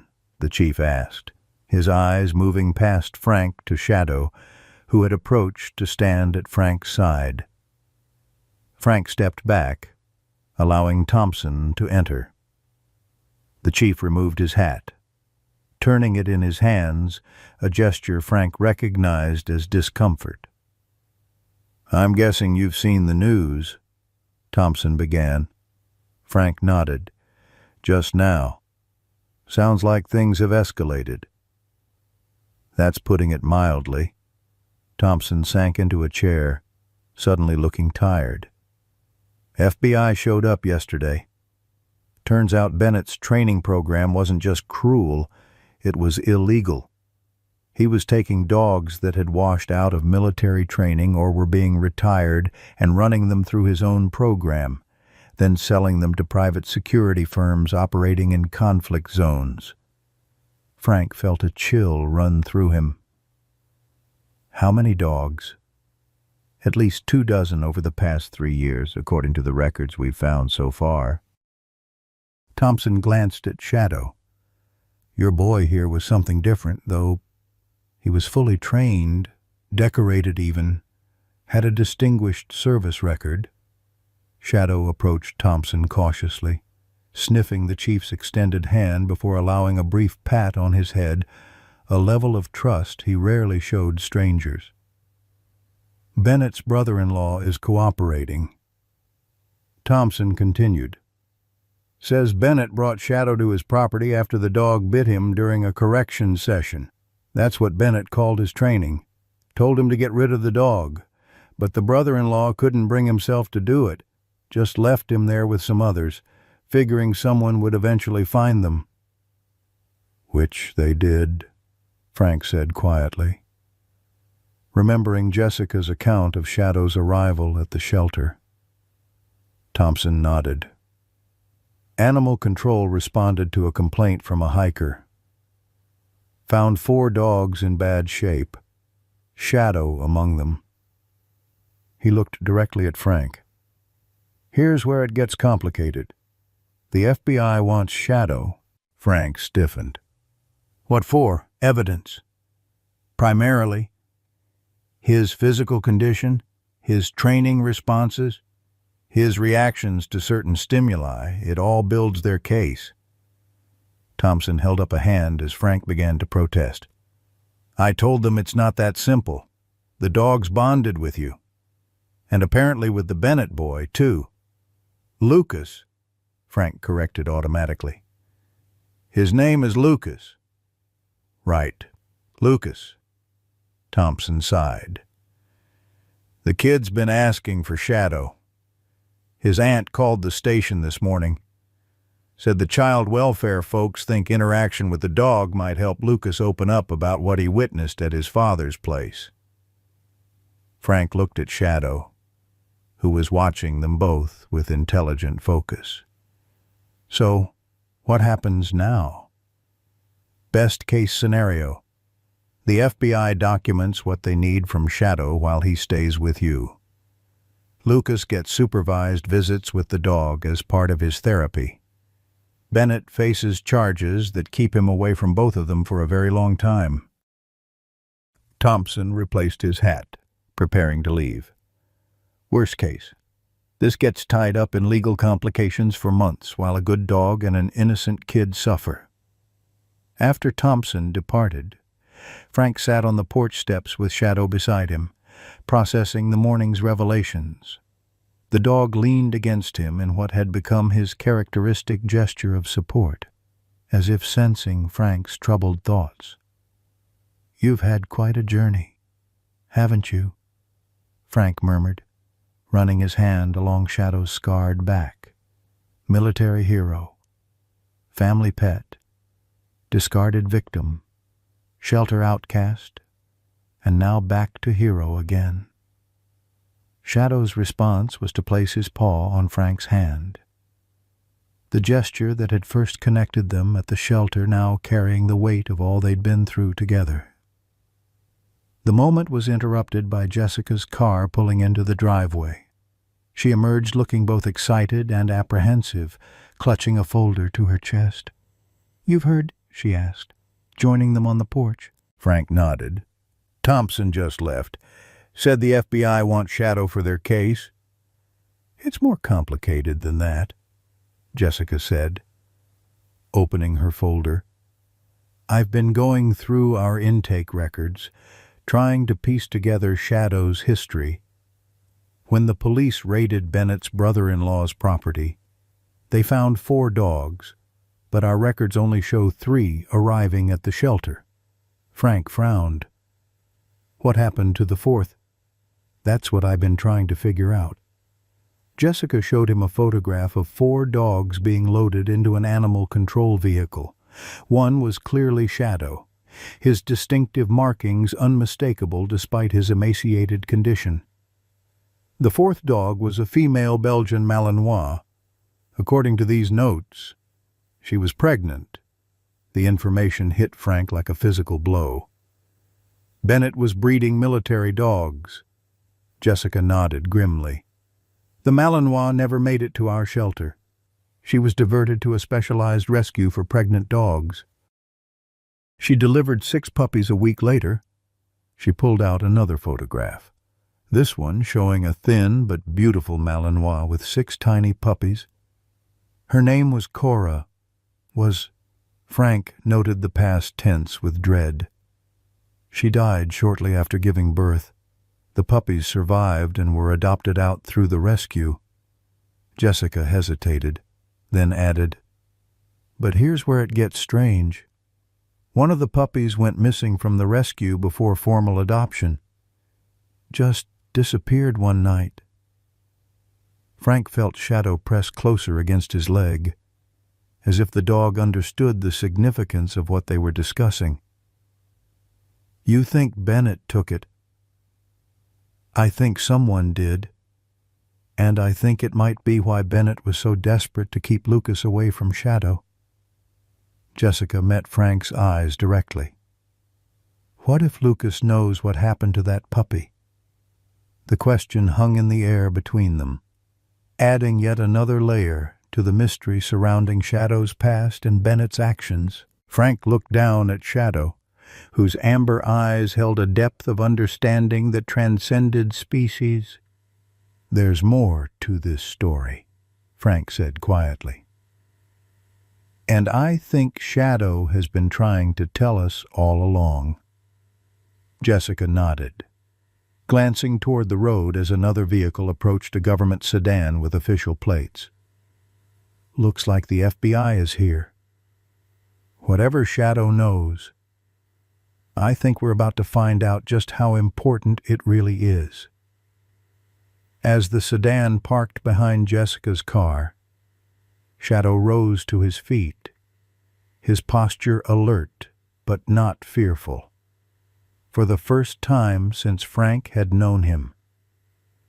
The German shepherd carried himself with the confident bearing of what he truly was, not a broken shelter dog, but a decorated military veteran with a mission still to complete. Spring came early to Oak Ridge, carpeting the town in dogwood blossoms and the scent of renewal. 6 months had passed since the events at Cripple Creek. 6 months of testimonies and investigations, of headlines and whispered conversations at the diner. The story of the most hated dog in the shelter had transformed into something few could have imagined when Frank Sullivan first walked through those doors asking for the dog no one wanted. Frank stood on his front porch, watching Shadow and Lucas play in the yard. The boy's laughter, once so rare, now came easily as he tossed a ball for the German shepherd, who bounded after it with the fluid grace of an animal who had finally found peace. Shadow returned the ball, not dropping it directly in Lucas's hand as most trained dogs would, but placing it carefully at the boy's feet, a small gesture of respect that Frank had come to recognize as uniquely Shadow's. "Still can't believe how that dog moves," Martha observed from her rocking chair. At 72, she had appointed herself unofficial guardian of both boy and dog during the twice-weekly visits that had become the cornerstone of Lucas's recovery. Hard to imagine he was that same scared creature you brought home last summer. Frank smiled, the expression coming more naturally these days. He just needed the right purpose. The legal proceedings against Michael Bennett had concluded 2 months earlier with a plea agreement that spared Lucas the trauma of testifying, but ensured his father would serve substantial time for animal cruelty, child endangerment, and fraud related to his illegal dog training operation. The FBI investigation had revealed connections to private security firms operating in global conflict zones, companies willing to pay premium prices for attack dogs trained beyond the ethical boundaries of military programs. Lucas now lived permanently with his aunt in Hartwell, just 30 minutes from Oak Ridge. The arrangement allowed him to maintain his school connections while establishing a stable home life away from the shadows of his father's actions. His aunt, Sarah Lawson, had initially been wary of Shadow, concerned that the dog might trigger traumatic memories for her nephew. Instead, she had discovered what Frank already knew, that Shadow possessed an almost supernatural ability to sense Lucas's emotional state, providing comfort and security when the boy's nightmares returned. "You ever think about what might have happened if you hadn't gone to that shelter that day?" Martha asked, her weathered hands working at the quilt in her lap, a wedding gift for her granddaughter. Frank watched as Shadow gently nudged Lucas's hand, encouraging the boy after he missed a throw. "I try not to think too much about what-ifs these days," he replied. "Learned that the hard way in Afghanistan." The mention of his military service came easier now, the sharp edges of those memories softened by time and by the healing that had come through helping Shadow. The nightmares hadn't disappeared entirely for either of them, but their frequency had diminished. On the rare nights when Frank woke shouting, Shadow was there, a solid presence grounding him to the present rather than the past.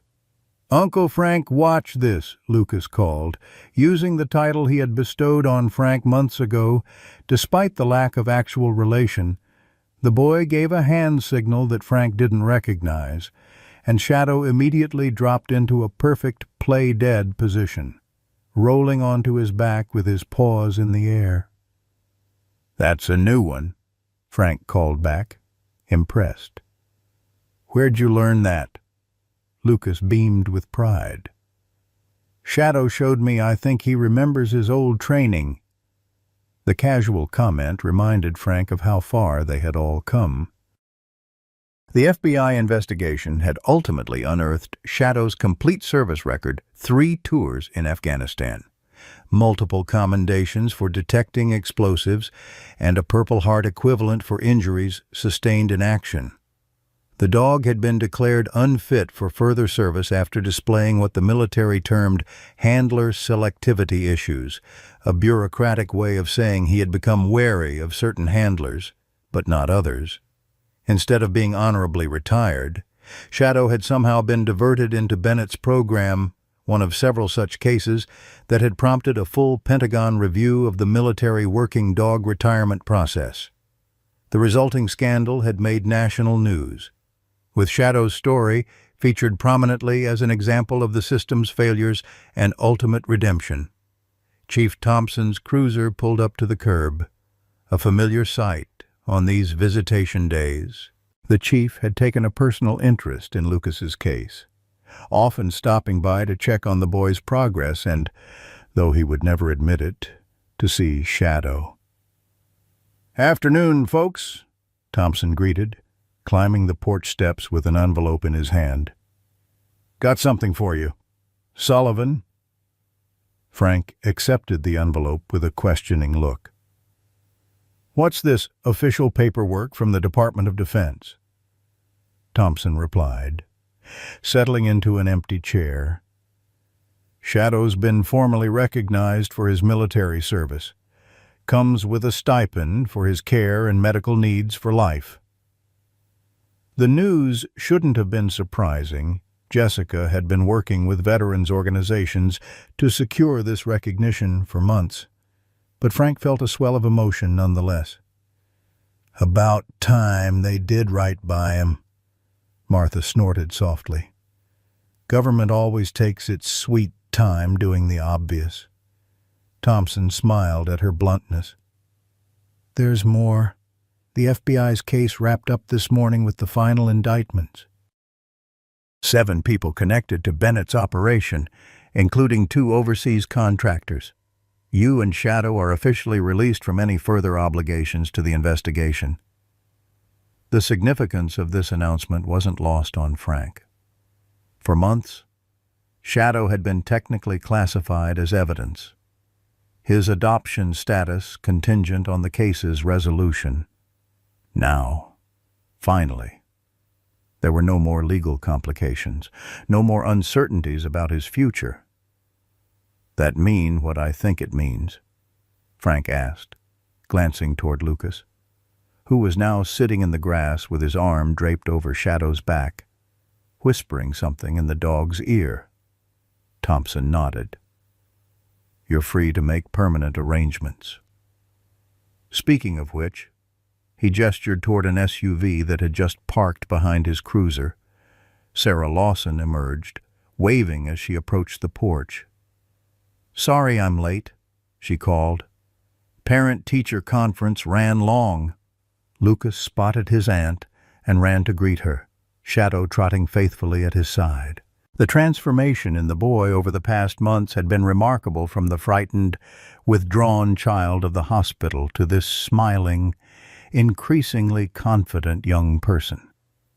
Much of the credit belonged to the therapy he'd received, but Frank knew that Shadow's unwavering support had played an equally crucial role. We were just discussing Shadow's official status, Thompson explained as Sarah joined them on the porch. Now that the case is closed, some decisions can be made about permanent arrangements. Sarah nodded, her expression turning serious. That's actually why I wanted to talk to you today. Frank, Lucas and I have been discussing something important. She glanced down at her nephew, who had returned to the porch steps with Shadow beside him. Do you want to ask, or should I? Lucas straightened, gathering his courage. Uncle Frank, Aunt Sarah said we might be able to adopt Shadow. Not take him away from you, he added quickly. But maybe share him. He could live with you most of the time, but stay with us sometimes too. Like, he searched for the right words, like joint custody. The simple question carried the weight of all they had been through together, the fear, the healing, the bonds forged through trauma and recovery. Frank looked at Shadow, whose intelligent eyes moved between him and Lucas, a living bridge between 2 wounded souls. I think that sounds perfect, Frank said, his voice rough with emotion. Shadow's smart enough to handle having 2 homes, especially when both of them love him. The relief and joy on Lucas's face was answer enough. The boy threw his arms around Shadow's neck, burying his face in the dog's fur.